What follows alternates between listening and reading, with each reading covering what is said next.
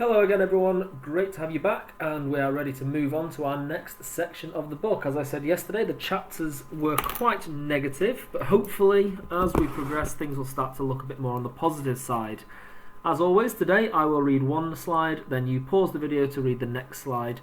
Take down any notes that you need to, jottings, they will help you with your writing in the future. Like I always say, the more you do now, the easier it will be in the future.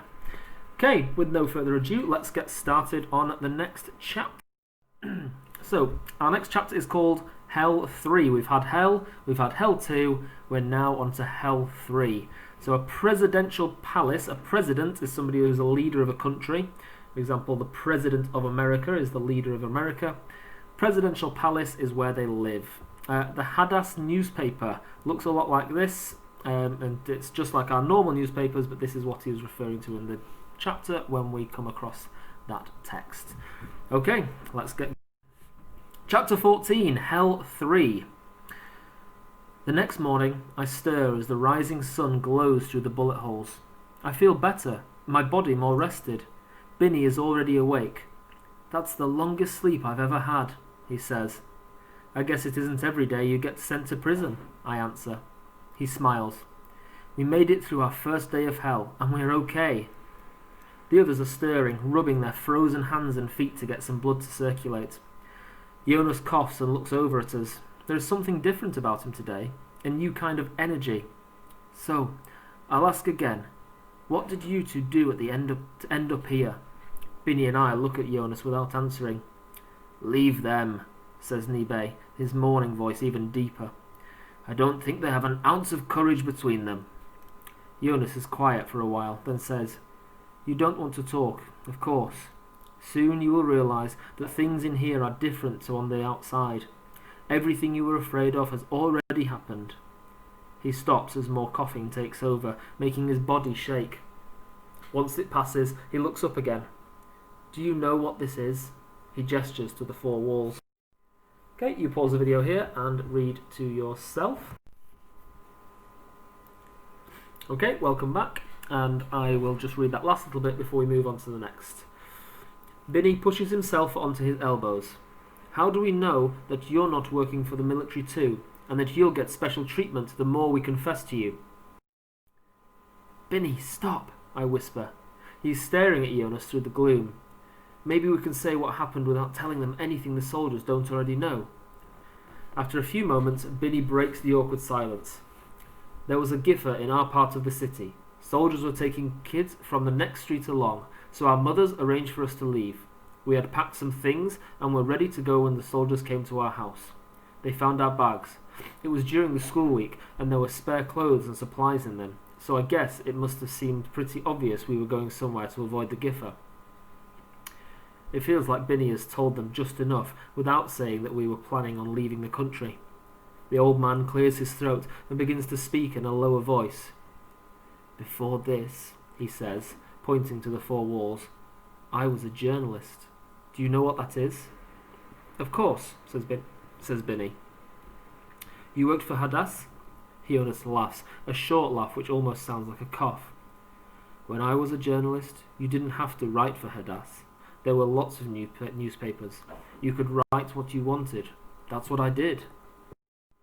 Okay, pause the video here and you read this bit. Okay, welcome back. I'll just read this last little bit. Binny pinches my arm. What? He says.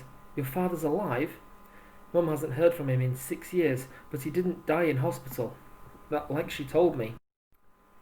She says he asked for higher wages for teachers and a man took him away and no one ever saw him again. There are nods from the men around the room. You only just found out about what happened to him? Nibe asks. Yes, 2 days ago. The words seem ridiculous. 2 days ago may as well have been a different lifetime. Were you happy when you found out he was alive? His question throws me off.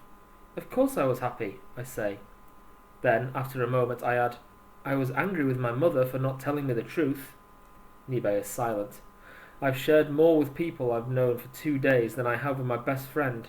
They might bang on the sides of the containers and get the guard to come and take me away because my father is a traitor.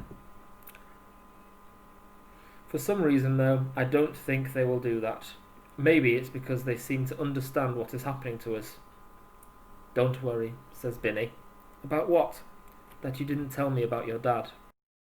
Okay, you pause the video here and have a go at reading this bit on your own.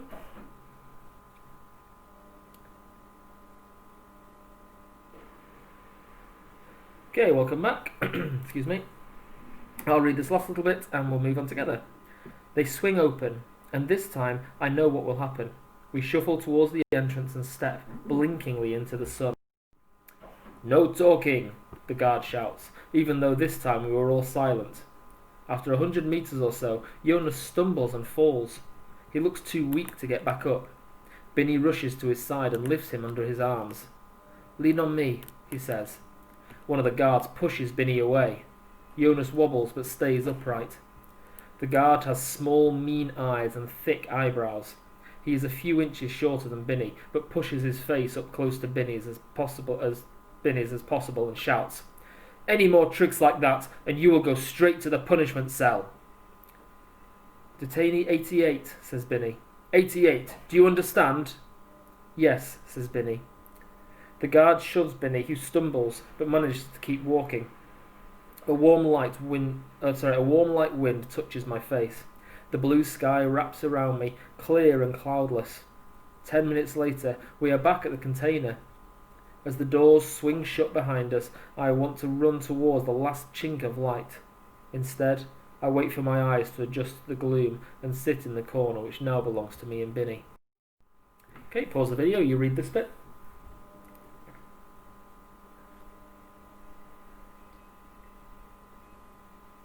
Okay, welcome back. I'll read this last little bit. You missed a couple of good lessons while you were skipping school, I say. Yeah, well, I reckon I can catch up. Do you still want to be a doctor? Sure, why? I'm not sure what I want to be anymore. What? Binny whispers in mock humour. Maybe teaching would be good. Binny looks thoughtful. You'll have to get better at maths then. I feel the start of a smile and realise that my face isn't used to smiling anymore. It feels stiff and strange. He is silent for a while, picking at the bubbles on our blanket. Do you think my father really left home to find a better job? Why has he never contacted us? He could have been in touch just to let my mum know that he was okay. Maybe he didn't want to until he could send you something. Maybe he didn't move to the other side of the city at all. Maybe he left the country. I think about my mum hiding the truth to keep me safe, hiding it so well that the lies became facts to me. The guards bring us brown watery soup just like yesterday, just like every day from now on. I've already started to look forward to it. Okay, you pause the video here and have a go at reading it yourself.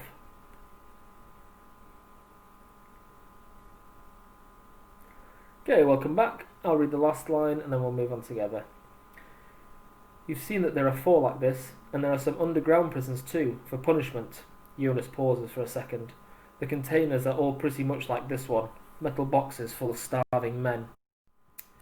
Why don't they let us walk around the compound together? Asks Binny. There aren't many soldiers here. It saves money to keep numbers to a minimum.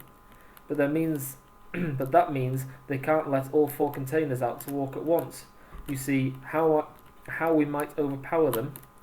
Jonas snorts. We are plunged into silence again as the heat saps the energy from our limbs and brains. Gradually, as the sun moves to the west, the heat becomes focused on the other side of the container. We crawl away from the sunny side. I doze and wake with a start when the container shudders with another loud bang. The door swings open and 3 guards stand at the entrance.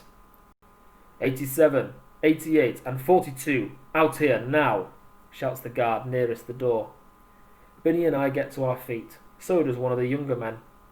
When he moves, he reminds me of my grandfather. Waiting outside are 9 other men who must be from the other containers. They look curiously alike, as if staying too long in a box leeches away your distinctiveness. Okay, pause the video and you read this bit. Okay, welcome back. I'll read that last line. Instead, we climb back into the dark to wait for our bread roll and another restless night in the icy box.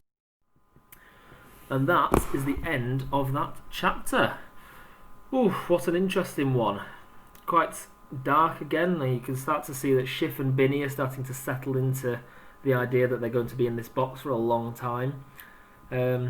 Lots to come, lots of exciting things to happen in the next few chapters, so I hope you're all looking forward to them. In the meantime, our writing activity today is looking at the use of emotional language. Now, we've had a bit of a look at emotions over the last couple of days, thinking about how Schiff's character is feeling, how he might have changed his feelings as the story's progressed. But we need to think today about why an author is going to be using emotional language. We talked about it being there so that the author can help the reader relate to the characters in the book, but really think about the impact that it has. So, this is an extract from the book, Hell 2, page 57. I must have dozed off eventually, because I wake as small circles of sunlight shine through the wall where it meets the ceiling, scattering discs of gold across the floor. It takes a minute to remember where I am. Then, with a wave of nausea, the previous day floods through my mind. I stare up at the circles again. Something so beautiful seems lost here. Then, slowly, I realise that the sunlight holes are bullet holes. Someone must have fired at the box to make air holes so that we don't all suffocate. So in this little short extract, there's a mountain of really descriptive writing. How has Ellie Fountain, the author, grabbed the reader's attention? If you want to pause the video at this bit and write down the answer to these two questions, please do. So the next one, how does Schiff feel and how do you know? Okay, moving on to the next bit. Your activity. Have a look at this document that will be in your pack or on Seesaw or in the emails.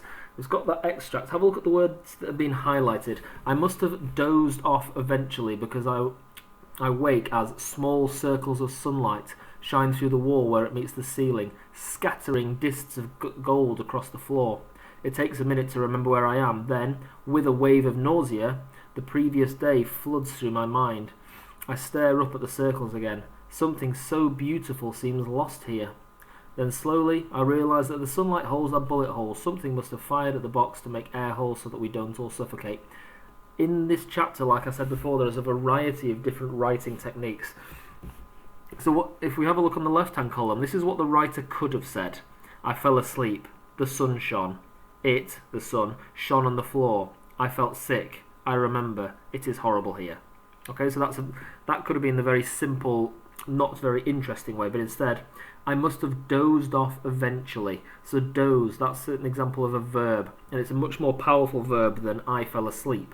It's dozed. It gives the idea that it wasn't just a going into bed and happily falling asleep, but it's a drifting in and out because they're lazy and tired because of the heat. Okay, small circles of sunlight. Okay, small circles of sunlight shine through the wall. That expanded noun phrase is much better than the sun shone. Scattering, again, improved verbs. Scattering discs of gold across the floor. It's not actually discs of gold, is it? It's a wonderful use of a metaphor there. Then, with a wave of nausea, the previous day floods through my mind. Floods through my mind is a use of personification, and it's a use of adding extra detail in there and changing the verb of how the memories come back. With a wave of nausea is an example of a relative clause, and you can see the two commas either side there making it a drop-in relative clause, and the commas are being used for parenthesis to add that extra detail.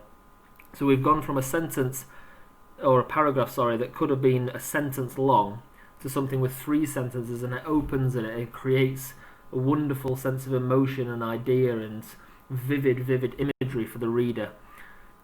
So on your sheet that you've got, I've given you a couple there. Have a look at the technique that has been used in these ones to make the sentences better and jot them down. Pause the video at this point and have a go. Moving on. So, just a quick example of how we can make sentences better. So, the dog had been left by its owner. The dog being the noun, the verb being left, and the owner being another noun. Then we add in an adjective, the innocent dog. Instantly, we start to have an emotional attachment to the dog because it's innocent. It's not just any other dog walking in the park. The innocent dog had been left cruelly. That verb cruelly tells us that the owner is not a nice person because they are cruel. So the innocent dog had been left cruelly by its neglectful owner. Neglectful, again, is that adjective, and we know everything we need to know about what this situation, and it really helps us to have an emotional attachment to the dog. We don't know who the dog is, we have never met, but we know that it's not being treated very well.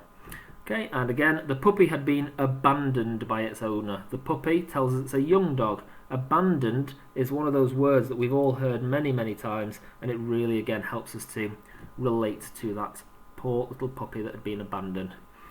So, 3 little questions. Have a jot down in your books. How have these changes improved the sentence? How has the author made the reader care about the subject of the sentence? And which emotion does this sense create in the reader? Okay, and moving on to the next little bit.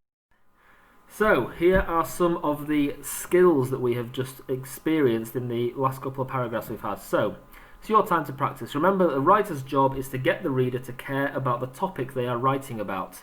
Try to include as many examples from below as possible. So we had the use of powerful verbs, the effective adjectives, carefully chosen verbs, abandoned, innocent, neglectful from that sentence. Okay, extra detail, show the reader, don't tell them. That's something that Mrs. Baker and I talk about all the time, showing the reader what you want them to see, not telling them. Okay, so for example, I fell down and cried. Fearfully, comma, I fell to my knees as tears trickled down my stinging cheeks. No point in that sentence does it use the word cried, but we know that tears trickling down the stinging cheeks, they are crying. That's showing, not telling. Okay, so try to include as many examples from below. Here are 7 sentences from the text, or 7 sentences that have been made not as good quality from the text, and I'd like you to have a go using the skills on the left to improve these sentences. Number 1, I sat in the truck and we went through a town. Not very creative, not very powerful. Let's see if we can improve it using some of those skills. Binny fell asleep on the floor. The soldiers opened the door of the prison. Someone in the next room was crying. The sun moved around the building and I got hot. It got hot. The container was dark. The bucket smelled bad. You'll be able to find some examples from the text as well. Have a pause of the video and have a go improving those sentences for me. And again, moving on to this last little bit, possible extension activity for you today. So have a look at the book to find some good examples of sentences that use the techniques we've looked at. See where you can find, and that opening paragraph that we talked about with the discs of sunlight scattering across the floor, that's a great example. Have a look through the book and see if you can find any more examples and write those down on your work as well. As always, please upload it to Seesaw or email it to us, because I really do enjoy looking at your work and I enjoy seeing how much you are enjoying this book. If you've got any questions, you can always email me at the Year 6 email, which is year.6@stjohnsceprimary.co.uk, and you'll always be able to get hold of me there, and I can always help you out if you're struggling with anything, or if you need any advice, or if you just want to chat. Okay, thanks again, and I look forward to hopefully seeing you all very soon. Bye bye.